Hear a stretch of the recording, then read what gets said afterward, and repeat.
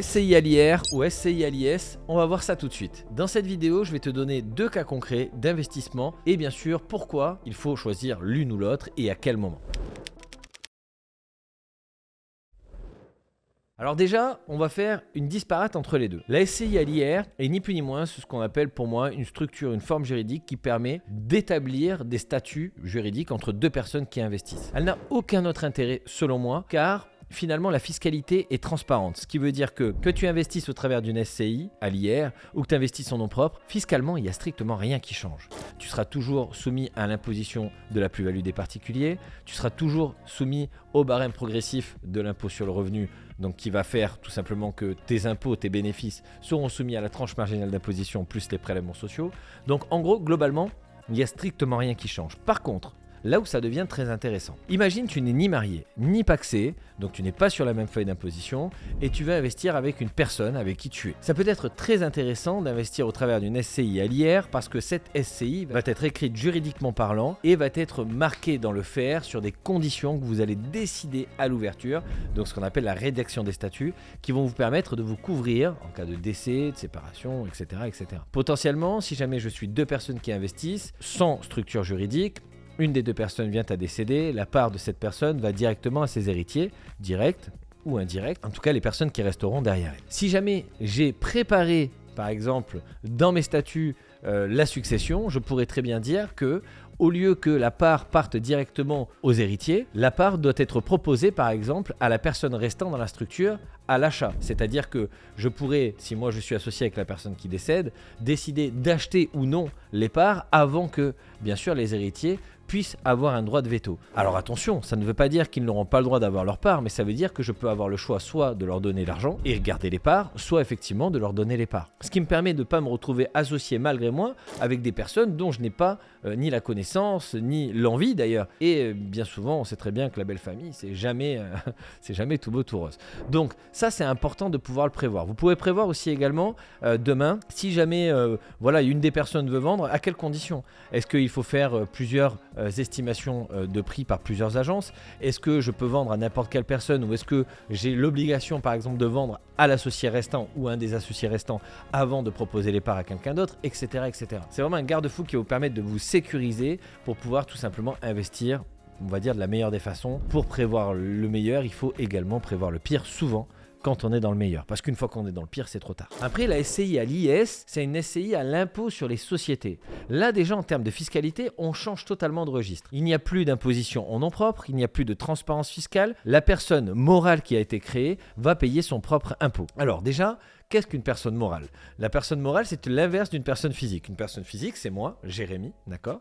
Et si je crée une société, notamment par exemple la société Gorantier, c'est une personne morale, c'est-à-dire qu'elle n'est pas physique, mais elle est bien fiscalement présente, elle existe, elle a un nom, d'accord? Ce qu'on appelle sa raison sociale. Donc la raison sociale, c'est Gorantier, par exemple. Et donc la raison sociale Gorantier est donc une personne morale, fiscale, qui va devoir se soumettre elle-même à sa propre imposition. Je ne suis pas moi-même ma propre société, mais je détiens moi en tant que personne physique ma société en personne morale, un nombre de parts, donc soit 100%, soit 50% si je suis associé ou 70-30, etc., etc.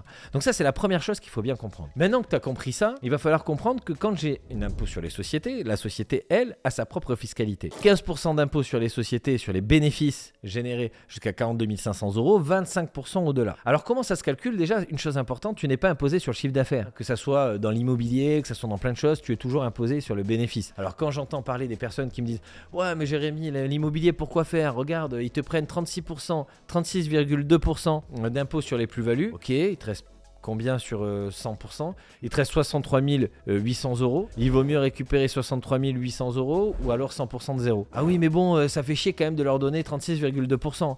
Ouais mais bon, tu leur donnes 36,2%, mais il t'en reste encore 63,8%. Ça c'est la mentalité 100% française. C'est-à-dire que aujourd'hui, pour justifier mon inaction, je vais pouvoir trouver une raison, et cette raison ça va être je veux pas leur donner d'argent. Non, c'est pas que tu veux pas leur donner d'argent. Aujourd'hui je te dis tiens, te voilà 100 000 et tu dois leur donner 36 000, tu me diras ah putain il m'en reste 64 000. Tu diras pas, ça me fait chier de leur en donner 36. Non, là, ce qui fait vraiment chier la plupart des gens, c'est de se bouger le cul, tout simplement, d'aller tout simplement explorer des zones dans lesquelles ils n'ont jamais été, sortir de leur zone de confort. C'est chiant, je préfère aller jouer à la console, regarder Netflix et puis boire l'apéro. C'est une réalité. Aujourd'hui, personne cracherait sur 70 000 euros, 60 000 euros. Tu t'en fous de donner de l'impôt.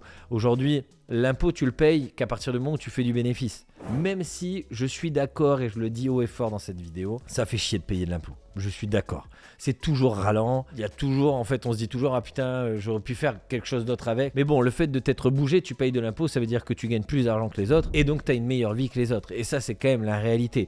Et il faut savoir qu'en France, quand on sait optimiser sa fiscalité, en fait, finalement, on n'en paye pas tant que ça. Alors, bien sûr, on en paye, mais on est très loin de ce qui peut être raconté sur les réseaux sociaux. Donc, la réalité, c'est quoi? Premièrement, si jamais je suis à l'impôt sur les sociétés, il faut que je comprenne les mécanismes de l'impôt sur les sociétés et pourquoi je vais dans cette voie. Si je vais dans cette voie, c'est que premièrement, soit j'ai une très forte imposition en nom propre et donc je ne souhaite pas avoir une transparence fiscale. Pourquoi? Tout simplement, imagine, je suis dans la tranche marginale d'imposition à 41%. Ça voudrait dire que l'ensemble du bénéfice généré par mes revenus immobiliers va être imposé à 41% plus 17,2% de prélèvements sociaux. Donc ça va me faire un impôt un peu moins de 65%. Donc ça ne m'intéresse pas du tout. 65% sur mes bénéfices, ça veut dire qu'il me reste quasi rien. Donc là, je suis d'accord, c'est pas bon. Donc là, ça va être intéressant, par exemple, de partir sur de la SCI à l'IS. Qu'est-ce qui peut être intéressant aussi? Si jamais je fais une société civile à l'impôt sur les sociétés et que je le couple, par exemple, avec une holding, ça peut être extrêmement intéressant parce que, effectivement, je vais payer d'abord mon impôt sur les sociétés, donc 15% jusqu'à 42 500 euros, 25% au-delà, même si c'est très rare, puisque généralement, quand tu as une stratégie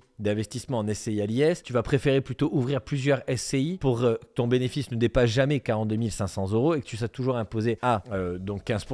Et que tu aies aussi le choix demain, si tu as plusieurs SCI, de revendre par exemple un bien ou les parts de ta SCI, plutôt que d'avoir dans la même société plusieurs biens et de ne pas avoir le choix, également d'avoir dilué ta fiscalité, d'avoir la possibilité de vendre un bien immobilier en minimisant bien sûr ta taxe sur la plus-value, puisque encore une fois la taxe sur les plus-values sera imposée de la même façon à l'impôt sur les sociétés. Donc le but en fait pour moi c'est diviser pour mieux régner. Mais si tu couples ça avec une holding par exemple, parce que normalement quand tu es imposé sur les sociétés et que tu veux toucher de l'argent, tu as une deuxième imposition. Et là, c'est la flat tax, 30%.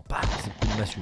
Tu as déjà payé l'impôt sur les sociétés et en plus, tu dois payer l'impôt donc supplémentaire pour pouvoir le toucher en nom propre, donc personne morale, personne physique, 30%. Tu peux l'éviter tout simplement en rajoutant une holding au-dessus avec un régime mère-fille. Et au lieu de payer 30% pour te verser l'argent directement, tu vas le remonter dans ta holding en ayant payé un léger frottement fiscal, on va dire de 2-3% à peu près. Donc on va dire 5%. Tu économises donc 25% d'impôts non payés, non donnés à l'heure actuelle puisque tu ne l'as pas sorti, non donné à l'État. Et donc tu vas réutiliser au travers de cette nouvelle holding, tu vas créer une nouvelle SCI. Et cette nouvelle SCI, tu vas prendre donc par exemple, c'est 30%, on va dire que c'est 10 000 euros. Tu vas prendre 10 000 euros, tu vas les renvoyer dans une nouvelle SCI. Ces 10 000 euros que tu aurais dû payer en flat tax, tu vas les utiliser en apport dans un nouveau bien et donc tu vas transformer l'impôt que tu aurais donné en apport dans un nouvel investissement. Et donc finalement à chaque fois si tu réitères l'opération, tu ne paieras jamais cette flat tax et tu transformeras toujours cette flat tax non payée en apport dans un bien immobilier qui va te permettre de relever de la dette et de générer plus d'argent. Stratégiquement, il y a plein de choses à faire sur une SCI à l'IS. Bien sûr, il y a quelques conséquences contrairement à la SCI à l'IR. Comme je te le disais tout à l'heure, SCI à l'IR, transparence fiscale. Donc ça veut dire que tu vas avoir une taxe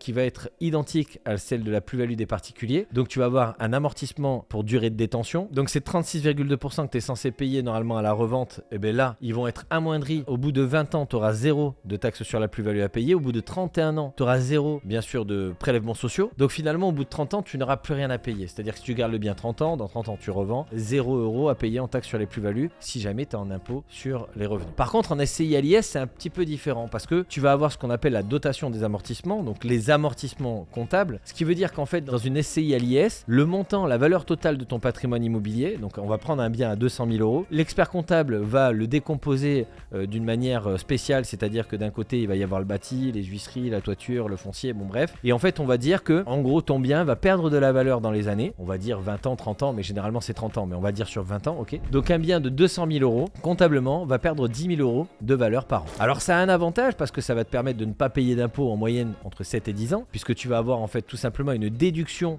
alors ça s'appelle pas vraiment comme ça, mais une déduction fictive. Ça veut dire qu'en fait tout simplement l'État prévoit qu'effectivement ce bien va se déprécier dans le temps, que tu vas avoir des travaux à faire, etc. Puisque forcément il va perdre de la valeur comptablement. Et donc ça va te permettre tout simplement d'amoindrir ton imposition pour potentiellement rénover ton bien.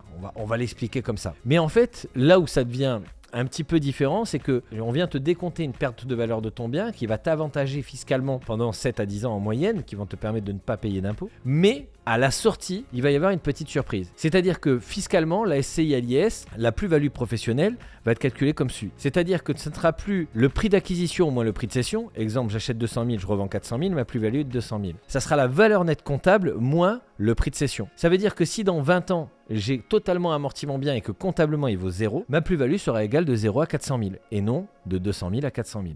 Et donc là, ça va frapper fort. Donc bien sûr, il y a un impôt qui est plus élevé à la sortie. Il y a plein de stratégies à mettre en place, notamment au lieu de vendre le bien, tu pourrais très bien vendre les parts de la SCI et donc éviter cette problématique et payer uniquement 30% de flat tax au lieu, bien sûr, de payer d'abord l'impôt sur les sociétés, puis la flat tax si tu veux te servir l'argent, etc., etc. Mais globalement, il faut savoir que dans l'imposition, il n'y a rien de lisse en France. Payer de l'impôt, c'est pas mal. Après, on a tous notre avis sur pourquoi on paye de l'impôt, toujours ce côté rebelle qui nous dit bon ben ça fait chier d'en payer, mais rappelle-toi quand même que si t'en payes, c'est que t'en gagnes. Donc le but n'est pas de ne pas en payer, mais de l'optimiser au mieux et de comprendre les différents leviers que tu peux utiliser. Et dans cette vidéo, je vais encore te donner une différence notable entre ces deux différents régimes, c'est que sur la SCI à l'IR, tu pourras faire uniquement de la location nue, la location meublée n'est pas tolérée, enfin uniquement à 5%, donc autant te dire que c'est 0. Par contre, dans la SCI à l'IS, tu pourrais très bien avoir un immeuble par exemple avec en bas un local commercial, premier étage location nue, deuxième étage location meublée longue durée, troisième étage colocation, quatrième étage location courte durée,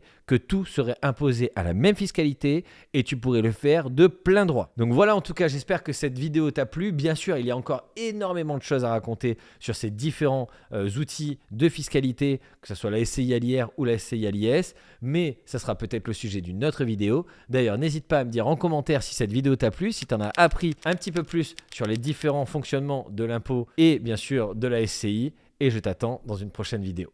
Ciao, bye.